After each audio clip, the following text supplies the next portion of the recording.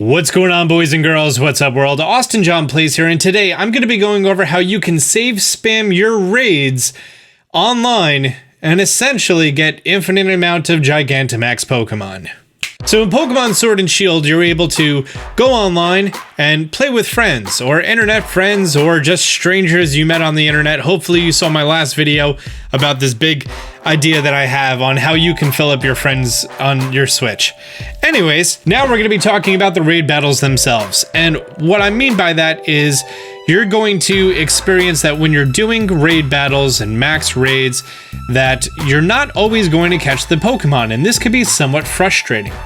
The Pokemon in the raid dens do not have great catch rates. We currently do not know exactly what the catch rates are.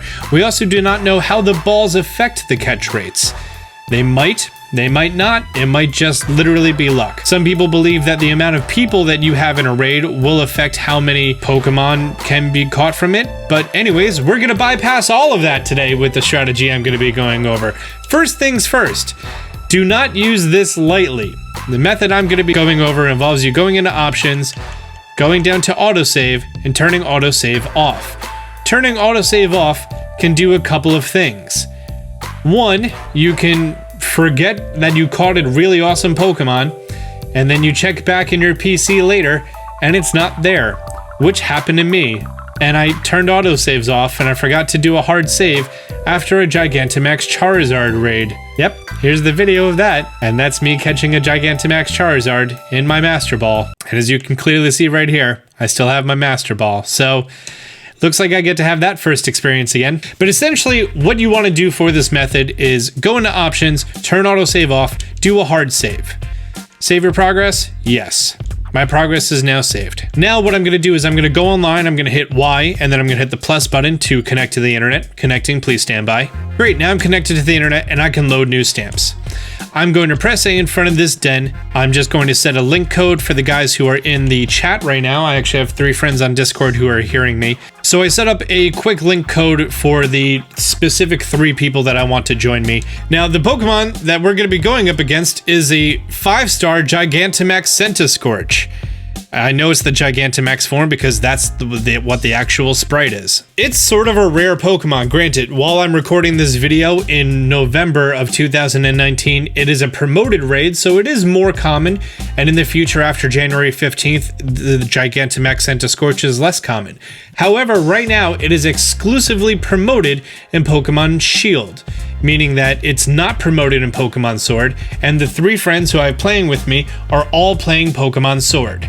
So we're going to go into this battle right now. So as I mentioned before, Pokemon in max raid battles, and especially Gigantamax raids, do not have fantastic catch rates. In fact, you'll fail more times than you succeed. And because of that, you can use this method to make sure that all of your friends catch this Pokemon. Because it's on your game, you can respawn it no problem, right? In theory, if you wanted to do something a little less official, do this raid, all 3 of your friends catch this Pokemon, and then you do the raid again, and then all 3 of your friends catch this Pokemon. And you can just repeat that over and over and over and over. I thought you were going to use your shiny. Is that a shiny Dreepy? Or Dragapult? It's a very faint difference. You hatched how many eggs in order to have this slightly different colored Ghost Dragon? Like, this is so minute. This reminds me of like Pikachu. 166 eggs. Oh, the yellow is pretty cool. I like the yellow on the top. Now, last night, me and some friends, we did this method in order for all of us to catch a Gigantamax Kingler. We did this raid for 90 minutes, over and over and over, and throughout the 90 minutes, 5 of us caught it. And what's ridiculous about that is it took so many attempts. Kingler went down pretty quickly.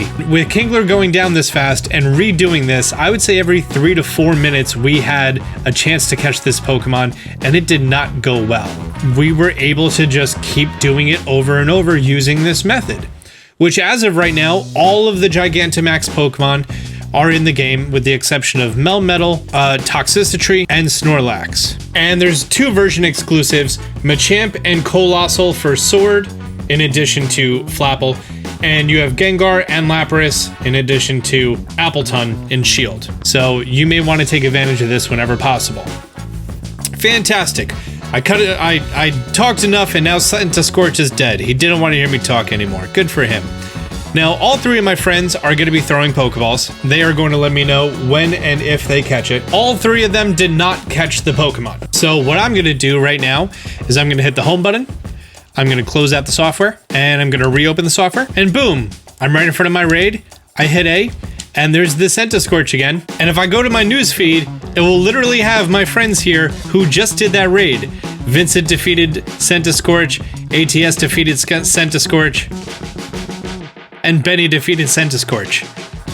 Here's that Centiskorch. We just time traveled. Time travel! I'm gonna go to invite others, and all three of my friends who just battled Centiskorch and did not catch it are going to be able to rejoin in the raid and catch Centiskorch. I see this as an absolute win. There kind of is no limit for you to do this, except for midnight your time. At midnight, and possibly also noon, I'm not 100%, your Pokemon in your raid dens switch over. And say, for example, you're doing this, and then next thing you know, it's accidentally 12:01 a.m. You can hit the home button, go into system settings, go into system, date and time, and change your time zone.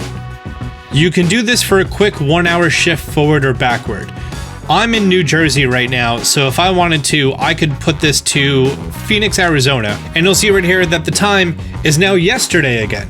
Time travel! And the game sees this as being the correct time zone because I'm not actually changing the time, I'm still synchronizing via the clock. And there we go, the same four guys, we look like a boy band. It is worth mentioning that when you go to catch the Pokemon, you need to actually throw the Pokeball and then save your game afterward. I didn't know if it was necessary to say that, but this is the internet, so yes, it's necessary to say that. And it's up to you if you want to choose to use this power for good and making sure all of your friends catch these Pokemon, or use it for evil and all of your friends catch multiple of the same Pokemon. The choice is yours.